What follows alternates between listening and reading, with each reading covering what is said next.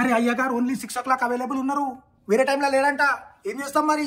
రేపు పూజ పెట్టుకొని ఇప్పుడు వచ్చి నేను 10 రెట్లు వేయాలి సార్ అంటే నాకేం తెలుసు? 10 రెట్లు వేస్తారు. గడపారా తీసుకురా, ఇద్దరు కలిసి స్టార్ట్ చేద్దాం. ఏ రాకేష్, ఈయన నేను లైటింగ్, ఈయనతో నేను మాట్లాడేది.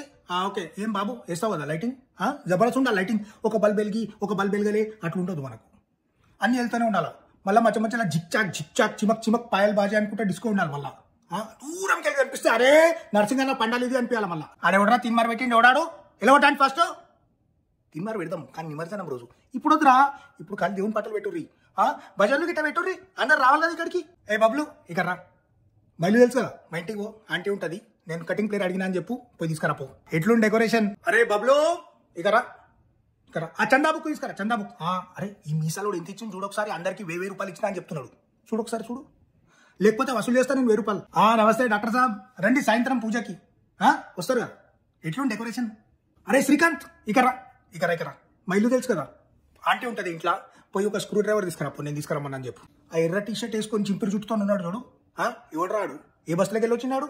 అదే మన ఆడపిల్లని చూస్తున్నాడు. ఆ ముఖం చూసినా ఎట్లున్నాడు? డీజిల్ జనరేటర్ అలా పైప్ వేసి డీజిల్ గుంజుకోవద్దు చూడు, అట్లున్నాడు. ఏం వసంతమ్మ రారే మా దగ్గరికి? పోతేనే ఎవరు దర్శనానికి రారా? నిన్న కూడా రాలే మీరు, ఎందుకట్లా? కోపం అమ్మ మీద? రండి అమ్మా, సాయంత్రం రండి. ఎట్లుండి డెకరేషన్? అరే బబ్లు ఇక రా, జల్దీరా. ఇగో మా ఇంటికి ఆంటీ ఉంటుంది, ఆంటీ దగ్గర ఆ ఇత్తడి బకెట్ ఇంకా చెంబు నేను తీసి పెట్టాది.